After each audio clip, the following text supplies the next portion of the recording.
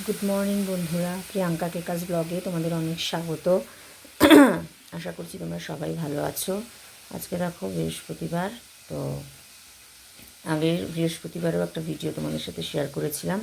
আজকে যেটা শেয়ার করছি সেটা হচ্ছে কতটা করে ফুল দিয়েছে দেখো আমাকে।